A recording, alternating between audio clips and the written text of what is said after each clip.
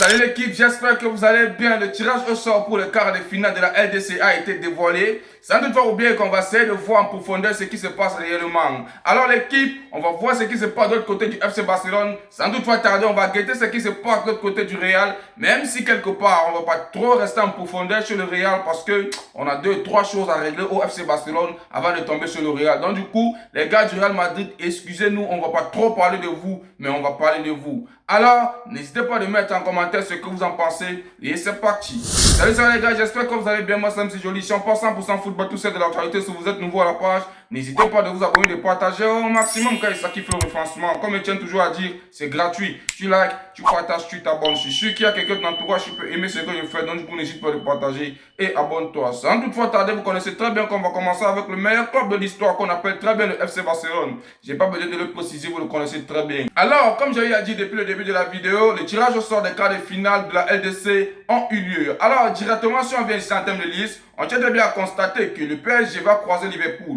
le Real Madrid va croiser le Bayern, alors l'Atlético de Madrid va croiser le FC Barcelone et pour finir, le Sporting va croiser Arsenal. Laissons le PSG, laissons le Real Madrid, restons un peu focus sur l'Atlético de Madrid et le FC Barcelone. Alors directement, si on vient tomber sur le match FC Barcelone-Atlético de Madrid, je ne sais pas si l'UEFA a essayé de marcher dans nos têtes pour voir ce qu'on voulait réellement. Non seulement nous les fans du FC Barcelone, non seulement les joueurs du FC Barcelone, non seulement Diego Simeone lui-même qui est l'entraîneur de l'Atlético de Madrid voulait cette rencontre. Alors je pense que cette fois-ci, l'occasion a été offerte par un plateau en or en faveur du FC Barcelone. Permettez-moi de le dire. Permettez-moi de le dire parce que les gars, on ne va pas être souriant. Non, on ne va pas être enfant de cœur vis-à-vis de ce match. Bref, vis-à-vis de ces deux matchs parce que c'est le match aller et le match retour. On ne va pas être enfant de cœur vis-à-vis de ces deux matchs parce qu'on est là pour faire le travail. Vous vous souvenez très bien qu'en termes de cette saison, l'Atlético de Madrid n'a pas tardé de nous rosser en termes de Copa del Rey là où ils nous ont disqualifiés. Le match aller, les gars nous ont donné une dose de 4-0. Le match retour, on voulait prendre notre revanche. On a failli prendre une remontada historique. Nous sommes arrivés à 3 et il restait un seul but. Mais malheureusement, le temps a fait défaut. Alors aujourd'hui, si on a le privilège, si l'UEFA nous permet d'avoir de telles occasions sur un plateau en or, les gars, non, on doit saisir l'opportunité, on fait le travail bien. Alors, je tiens très bien à préciser, vous qui êtes en train de dire que l'UEFA a mal fait, il ne devait pas mettre ça, ça vous engage là-bas. C'est pourquoi nous on aime le football. Quand nous on prie, ça vient. Quand nous on prie, ça vient. Alors, on va prendre notre remontada historique qu'on a toujours voulu avoir face à l'Atlético et on va encore prendre notre revanche. Alors, Diego Simeone, j'espère vraiment que tu vas te préparer parce que tu sais de quoi le FC Barcelone est capable. On ne rigole pas. Nous ne sommes pas, non, on ne vient pas voir le voir bébé. Cette fois-ci, c'est pour faire le bon travail. Et comme tu as toujours sollicité ça, on va mettre l'humiliation totale que tu as toujours rêvé. Alors, le football est sucré. C'est pourquoi j'aime le sport. C'est pourquoi j'aime le FC Barcelone et je sais qu'on va faire le travail. Que ce soit le reste des matchs, PSG, Liverpool, gros derby, Real Madrid, Bayern, gros derby, même si à quelque sorte, on sait très bien que le Real Madrid avec le Bayern, les gars, c'est un truc qu'on se connaît, les gars. Le Real Madrid a toujours eu à battre les gars là. Les 4 derniers matchs qu'ils ont eu à voir, le Real Madrid battait toujours et le Real Madrid traversait. Je pense que le Real Madrid a une énorme occasion de faire quelque chose de bon. Quand on vient sur le match Sporting Arsenal, on sait très bien que Arsenal va battre Sporting, il n'y a rien à dire. Sporting ne s'en sort pas trop en termes de cette saison, mais le football, vu qu'il est rond, on peut dire comme ça, à la dernière minute, ça vient sortir autre chose. Alors, quand moi je regarde ce classement-ci, au final, moi je vois que la finale sera peut-être, et on ne sait pas, hein, peut-être un Barcelone-PSG. Mais les gars, restons concentrés parce que le PSG peut faire quelque chose de malade. Mais le FC Barcelone va gagner. On continue, famille. Alors, vis-à-vis de ce match entre l'Atlético de Madrid et le FC Barcelone qui se prononce, Antoine Griezmann n'a pas tardé de prendre la parole et écouter ce qu'il dit. Alors, il dit, c'est vrai que ça va être une double confrontation compliquée contre le Barça. Il ne faudra pas qu'on refasse notre match de Coupe de Roi. Bref, j'ai rien à dire. Ils savent que même s'il vient, ils font quoi? On va les tabasser. Alors, il continue en disant, on est bon, mais il y a encore des choses à améliorer. Moi, personnellement, j'ai fait mes 35 ans samedi, donc je suis en pleine forme. Souris, il faut continuer. Il se fout le doigt dans l'œil, les gars. Il ne connaît même pas à qui il a affaire. Est-ce qu'on doit rappeler à ce type qu'au camp nous, on se bastonne jamais? Bref, je vais mettre ça parce qu'il me pousse maintenant à mettre ça. Parce que, non, les gars, au bout d'un moment, il faudrait qu'on puisse réinitialiser le cerveau de ces gens. Ils allaient faire comprendre que, au Camp Nou, on est en pétard, hein. Directement, je vais mettre ça. Et ensemble, regardons. Le Barça au Camp Nou est terrifiant. Il ne sait même pas qui l'a fait. Alors, on a 13 matchs, on a 13 victoires, 46 buts marqués, seulement 9 buts encaissés. Les gars, bref, on continue. Le Barça avec Newcastle 7-2. Ils connaissent déjà le match qui s'est passé récemment. Le Barça avec Séville 5-2. Le Barça avec l'Atlético de Madrid, on les a tabassés et même ils savent 3-0. Le Barça Villarreal 4-1. Le Barça Levante 3-0. Le Barça Majorque 3-0. Le Barça Copenhague 4-1. Le Barça Real Oviedo. Alors, c'était 3-0. Le Barça Osasuna 2-0. Le Barça Francfort, c'était 2-1. Le Barça Atlético de Madrid encore, c'était 3-1. Le Barça Athletic Club, c'était 4-0. Et le Barça Deportivo Alaves, c'était 3-1. Il fallait que je rappelle ça.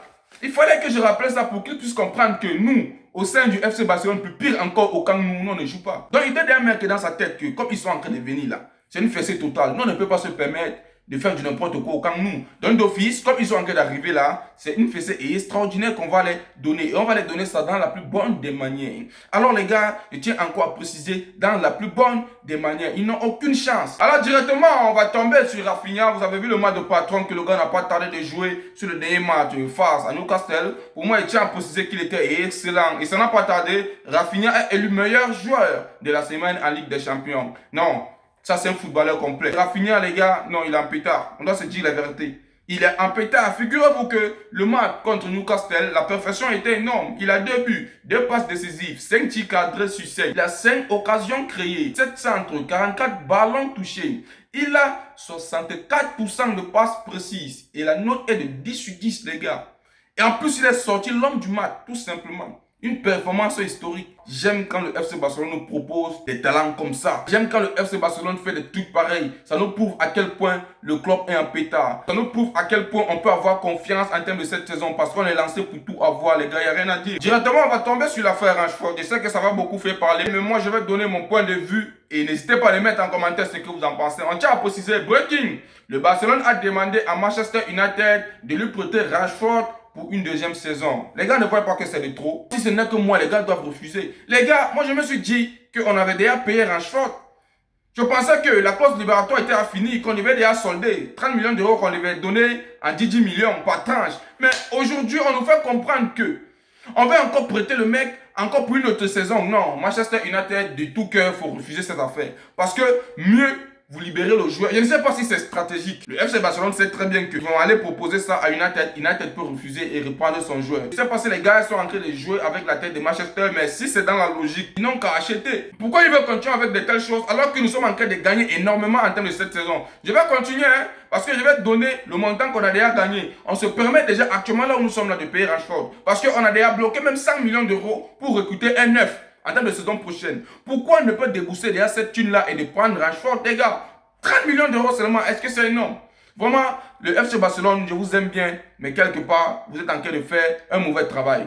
Rashford, si vous ne voulez plus Rashford, libérez Rashford, il part. Si vous voulez réellement Rashford, il faut payer qu'il reste. Et je tiens toujours à dire, essayez Rashford en neuf. Un jour, vous allez voir. Vous allez nous donner raison, nous aussi. Moi, je suis contre. Manchester United, il faut refuser cette affaire. Au cas contraire, n'hésitez pas à me dire en commentaire ce que vous en pensez. Alors directement pour terminer avec le FC Barcelone, l'équipe, on tient très bien à préciser que nous sommes en train de faire quelque chose d'extraordinaire en termes de cette saison. Alors comme vient ici, on tient bien à constater que le FC Barcelone a déjà empoché plus de 100 millions d'euros cette saison en Ligue des Champions. Vous voyez ce que je suis en train de dire, non? Quand on a déjà assez de thunes pour payer Rashford, mais on ne le fait pas parce que on a déjà empoché 100 millions d'euros. Sans toutefois oublier que les Bourgognats vont encaisser 12 millions d'euros supplémentaires grâce à leur qualification en quart de finale. Ils pourraient gagner 40 millions en plus s'ils atteignent et rapportent la finale. On va gagner ça, il n'y a rien à dire. Le FC Barcelone cette saison, il n'y a rien à dire, nous sommes en pétard. Vraiment, moi je suis fier parce que la porte, je sais qu'il est en train de danser actuellement. Je sais qu'il est en train de faire le PA, comme on dit là-bas chez mes frères ivoiriens. Quand moi j'entends comme ça me fait énormément plaisir. Moi j'aime écouter ça. Le FC Barcelone, nous sommes en pétard en termes de cette saison, il n'y a rien à dire. Quand on a de la thune comme ça nous rassure. On bloque la caisse et on peut faire quelque chose de bien. On achète personne. Dès qu'on achète un neuf, c'est bon. On se concentre avec les pépites de la Masia. Alors directement, on va continuer avec le Real Madrid. C'était un peu ce qui était là-bas au sein du FC Barcelone. Il n'y avait pas trop beaucoup de news, les gars. Vous savez très bien que quand il y a un petit truc, je dois venir vous mettre informé. Je ne peux pas laisser la chaîne comme ça, vous savez. Vous voyez un peu ce que je veux dire. Et tiens très bien précisé qu'il n'y a pas trop de news là-bas. Il y a 2-3 news. Après, on va clôturer la vidéo. Alors directement, si on tombe avec le Real, pour moi, je pense que c'est un gros coup dur qui se frappe là-bas actuellement. Alors, on tient à préciser, breaking, Thibaut Courtois va manquer les matchs. Alors, le gars, il est absent. Il va manquer le match contre l'Atlético de Madrid. Il va manquer le match contre Mallorca. Il va manquer le match contre le Bayern aller. Il va manquer le match contre Girona. Contre le Bayern, toujours au retour. Il va manquer le match de Alaves, le match de Betis. Le potentiel demi-finale aller et retour, les gars. Espagnol, Barcelone. Putain. Bref, ça c'est un potentiel, on ne sait pas. Vous voyez un peu, vous voyez un peu ce que je veux dire. Alors, très bon rétablissement à lui, mais je pense que c'est un trop goût dur. Mais quand on regarde tout ça, on pense que c'est entre 1 mois et demi d'absence. Je pense que le Real de Madrid est en pendule. Même si quelque part, ils ont quelqu'un qui peut venir les sauver, mais on sait très bien que eux tous, ils ont mis leur confiance à Courtois. Courtois est très grand gardien d'ailleurs. Pour moi, même s'il est absent par rapport à ce match, il a en train de traverser une saison extraordinaire. On tient à préciser que le Real de Madrid a 100% confiance à Lunin pour couvrir l'absence de Courtois. Ils doivent avoir confiance, c'est normal. Mais Lunin, est-ce qu'il a la vision de Courtois? C'est la même question qu'on se pose. Pour moi, il tient à préciser que je suis extrêmement fier. Si c'est une solution pour eux d'être rossés, si c'est une solution pour nous, qu'on les écarte, ça sera très bien fait pour eux. Parce qu'on connaît que Courtois, c'est lui le vrai gardien du Real Madrid. Alors directement toujours avec le Real de Madrid, mais cette fois-ci, je sais que vous allez rigoler. On tient à préciser, le Real de Madrid devient le club ayant obtenu le plus de pénaltys dans l'histoire des Ligues des Champions. 66 devant le Bayern Munich qui a 65. Je ne sais pas si je dois continuer la vidéo, les gars. Après, ils vont nous traiter que non, c'est nous qui trichons. Ça se voit. La corruption, elle est dedans. Tout ça, c'est un mélange de tout ça, les gars. 66 pénaltys. Et la saison n'est même pas encore terminée. Bon, je m'arrête là, les gars. Parce que si je dis quelque chose ici, on va me dire que non, c'est parce que tu n'aimes pas le Real. Je ne vais pas sortir un mot aujourd'hui. Vous-même, vous avez vu. Et vous allez mettre en commentaire ce que vous pouvez perdre, les gars. Parce que moi, je m'arrête là. Et c'était tout pour cette vidéo, les gars. J'espère que vous avez aimé. N'oubliez pas de vous abonner, de partager au maximum car c'est ça qui fait le référencement. Comme on tient toujours à dire, c'est gratuit. Tu likes, tu partages, tu t'abonnes. Si je suis qu'il y a quelqu'un dans l'entourage, tu peux aimer ce que je fais. Donc, du coup, n'hésite pas de partager et abonne-toi. Moi, je parle plus, non. Je parle plus. Real des voleurs!